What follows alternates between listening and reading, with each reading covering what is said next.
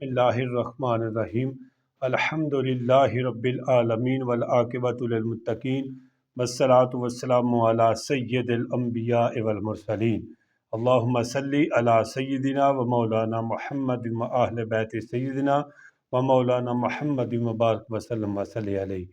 मेरे प्यारे भाईओ, मेरी इस वीडियो ਨੂੰ ਤੁਸੀਂ आखिर तक देखना है, मुकम्मल देखना है। चैनल ਨੂੰ सबसक्राइब भी करना है, लाइक भी करना है, सदके जारीए समझ के इसनों शेयर भी करना है।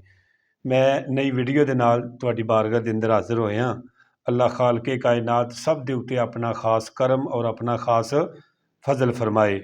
मेरे प्यारे भाईओ, मैं नफलों का तरीका तुहाडी बारगाह के अंदर रखना चाहना वा।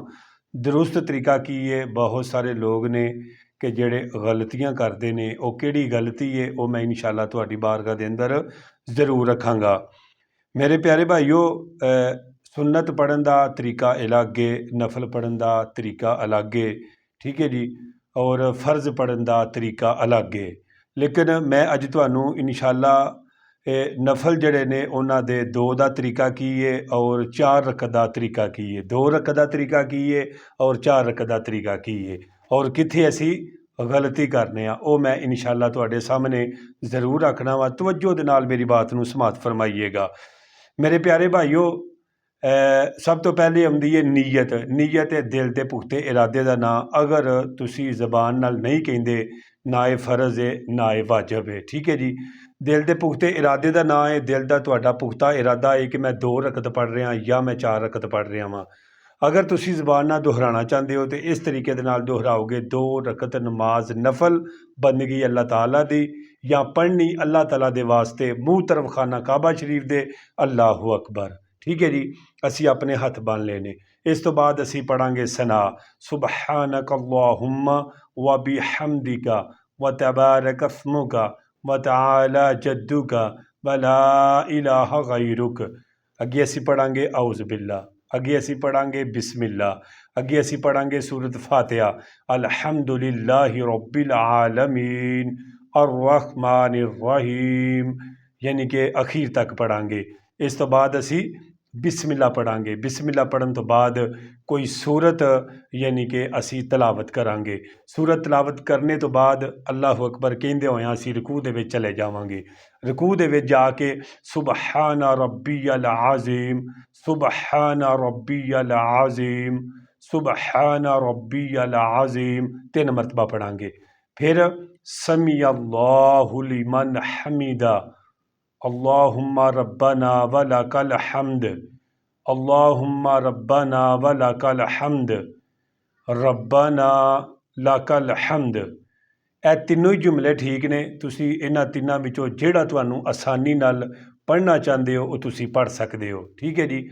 इस तो बाद असी 2 सजदे करांगे, ठीक है जी, 2 सजदे करांगे। ये नफल है। अगर एक सजदा करके जलसे दे विच अगर तुसी दुआ पढ़ लेंदे हो अल्लाहुम्मा गफिर ली, तो इहो ही नफलों का होर ज़्यादा वजन वध जाएगा, ठीक है।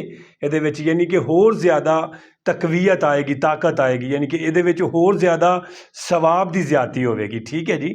फिर उस तो बाद असी 2 सजदे करके असी यानी कि दूसरी रकत जी है उठ के शुरू कर देंगे। दूसरी रकत जो पढ़नी है तो फिर औज़ बिल्ला नहीं पढ़नी, बिस्मिल्लाह तो शुरू करनी है, ठीक है जी। बिस्मिल्लाहिर्रहमानिर्रहीम। अगे असी सूरत फातिहा पढ़ांगे। अगे बिस्मिल्लाहिर्रहमानिर्रहीम पढ़ के फिर नाल सूरत मिलावांगे। सूरत मिला के फिर असी 2 सजदे करांगे। फिर तशहद दे अंदर असी बैठ जावांगे। मेरे प्यारे भाईओ, अगर तो तुसी 2 की नीयत की है तो यह कादा तुसी जिहड़ा ना मुकम्मल पढ़ोगे, अत्ताहियात भी पढ़ोगे और उस तो बाद दरूद इब्राहिमी भी पढ़ोगे। दुआए मसूरा पढ़ के फिर तुसी दाएं साइड ते सलाम फेरोगे, बाएं साइड ते सलाम फेरोगे। 2 रकत नमाज नफल तुहाडे यानी कि अदा हो जाएंगे। यह तरीका जिहड़ा 2 रकत तुहानूं मैं दस रहा, ये सुन लो कि नमाजे तहज्जुद दे नफलों का भी इहो तरीका है, ठीक है जी।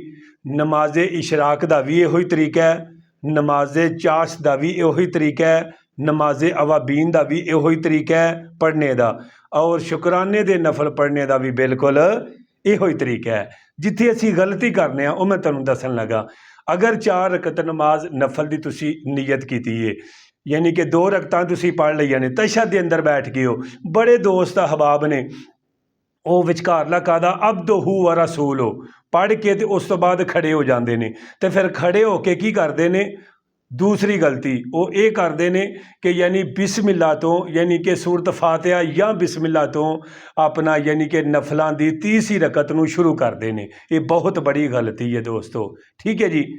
की करना है, मुकम्मल असी जड़ा ना तशहद मुकम्मल असी पढ़ना है, सिर्फ सलाम नहीं असा फेरनी, ठीक है जी। 4 रकतां दे मैं दस रहा मैं, ठीक है।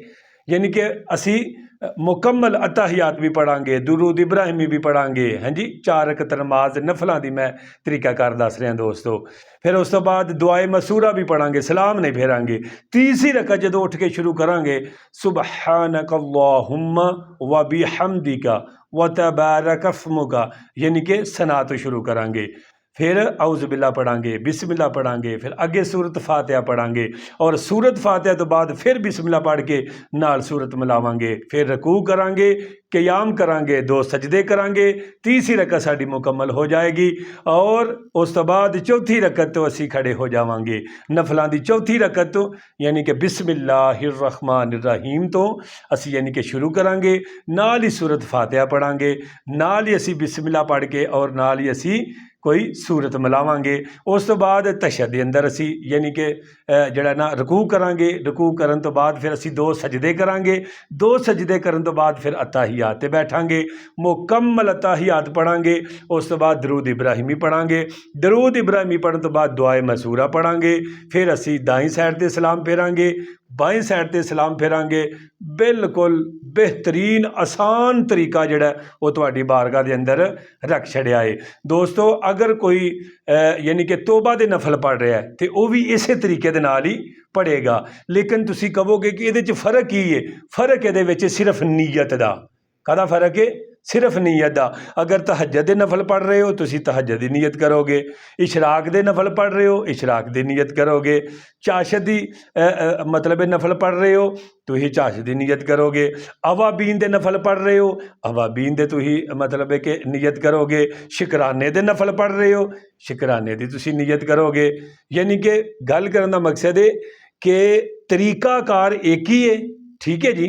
तरीकाकार पढ़ने का एक ही है, यानी कि 2 रकत जिस तरह के तहज्जुद दे नफल ने, इशराक दे नफल ने, चाश दे नफल ने, अवाबीन दे ने, शुकराने दे ने, इन्हां दा तरीका बिल्कुल एक है, सिर्फ नीयत विच फर्क है, सिर्फ नीयत विच फर्क है। यानी कि नीयत इन्हां दी असी अलहदा अलहदा करांगे। अगर 2 पढ़ने ने तो 2 दी नीयत करांगे, 4 रकत नफल पढ़ने ने तो 4 दी नीयत करांगे, ठीक है। उंज वैसे बेहतर जिहड़ा वैसे जिहड़ा हुक्म है ना, उलमा इकराम ने भी लिखा और किताबों में भी लिखा है कि 2-2 रकत करके पढ़ना अफजल है। किन्ने? 2-2 रकत करके नफल पढ़ना अफजल ने। ये एक भाई ने सवाल किया कि क्या मैं नफलों के अंदर 2 सूरतां 3 सूरतां अगर पढ़ांगा तो क्या मेरे नफलों के अंदर कोई रुकावट या कोई सवाब च या कोई यानी कि उसका सवाब मिलेगा कि नहीं? भाई नहीं दोस्तों, जितनी ताकत अल्लाह पाक ने तुहानू दी है कुरान पाक की तिलावत उतनी नफलों के विच करो, तुहानू उन्ना अजर ज़्यादा मिलेगा, ठीक है जी। मेरे प्यारे भाईओ इंशाअल्लाह तुहाडे नाल मिलने फिर नवी वीडियो दे नाल। अपनियां दुआवां च याद रखना। इंशाअल्लाह मैं तुहाडे वास्ते दुआ गो हाँ, तुसीं मेरे वास्ते दुआ गो। इंशाअल्लाह अल्लाह पाक तुहाडा और मेरा हामी नासर हो। अल्लाह तआला दी ज़ात इंसानी सिफत शैतान कोलों शर कोलों सानू महफूज फरमाए और शैतान दे शर कोलों महफूज फरमाए। अल्लाह ताला तुहाडा और मेरा हामी नासर हो। अस्सलामु अलैकुम व रहमतुल्लाहि व बरकातुहू।